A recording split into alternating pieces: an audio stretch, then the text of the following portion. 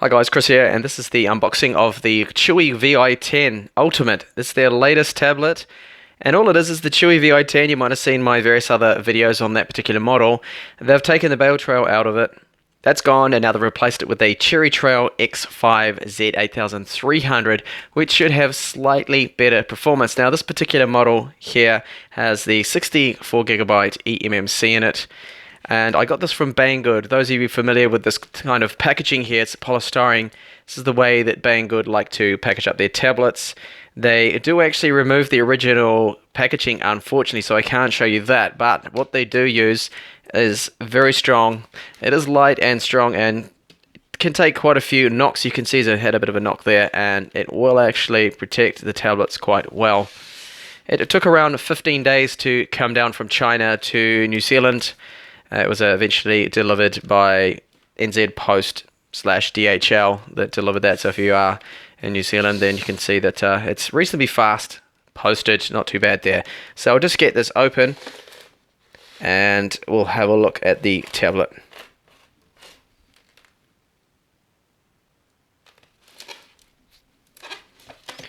Okay, so a little awkward to open, just finishing up.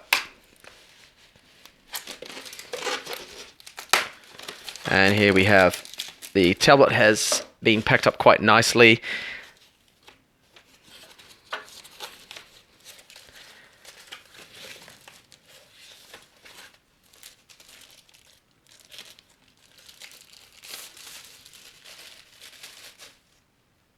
There we go. So the same screen resolution and everything else as the Bay Trail model. So it's got the 1366 by 768 screen in it. Now that's non-laminated display.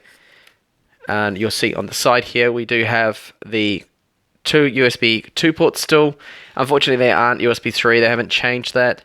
The HDMI, mini HDMI port there. Here's our microphone, 3.5mm jack. Now I will check this out and see if they have updated that. The first version only supported just stereo headsets. It did not support microphone headsets on there, so I will definitely check that out.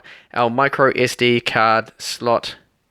Now this will support the high speed cards now. It's not limited to 23 megabytes per second. Here's our left loudspeaker. Hopefully you can see that right there. And it does have that nice little metal trim that goes around the bottom. And here's our 5 Pogo ports there. This is for the keyboard, which I will show you shortly. And on the right side, the other speaker grill there on the top. Again, we get that metal trim. And there is our volume up and down and power on button. And overall, the design of it isn't bad at all. There is glass on the rear. Now, this isn't a scratch resistant glass. It's just a standard tempered glass, and it is prone to scratching, so you do have to be a little bit careful with it.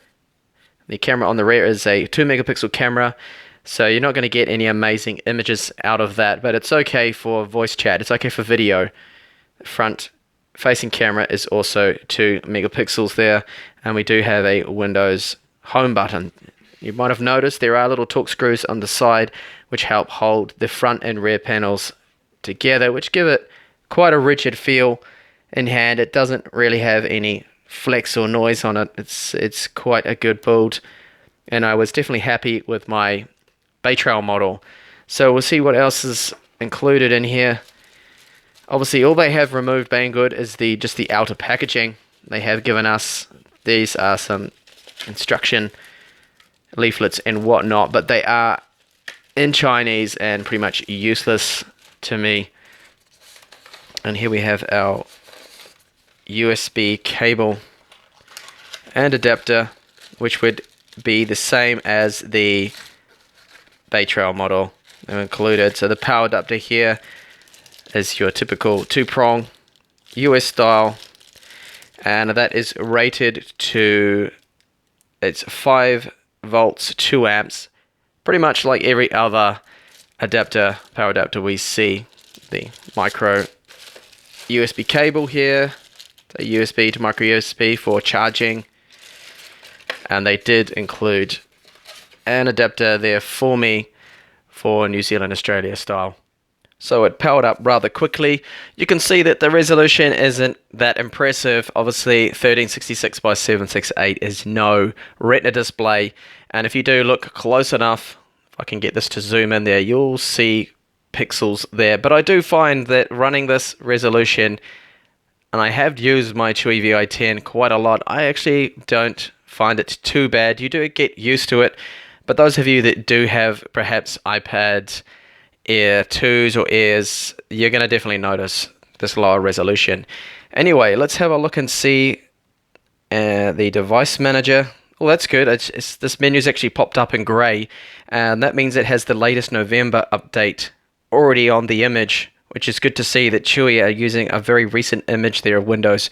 So have a look at device manager and also system to see if Windows is activated. I just wanted to have a look at the eMMC drive.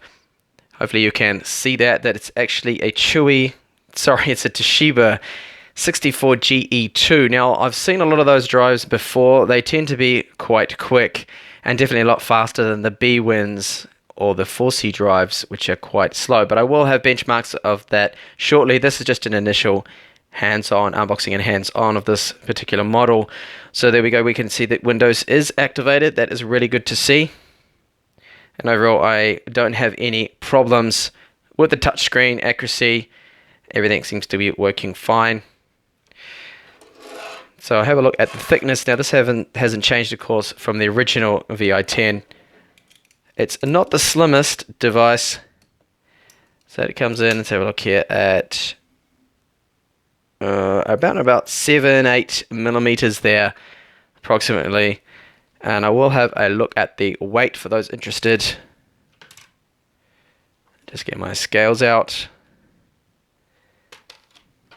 So the weight of the Chuwi is 647 grams there, and since that design is exactly the same as the earlier model, it uses the exact same keyboard dock here. This is my keyboard from my Vi10 that I have given quite a beating. It's had a lot of use. You can see a bit of wear and the keys are a little bit shiny there, but that will clip in just like this and work without a problem. So if you haven't seen any of the Vi10 clips, you'll see that we've got that one fixed angle and you're stuck with it. So you either love it or hate it. That's the one angle we have.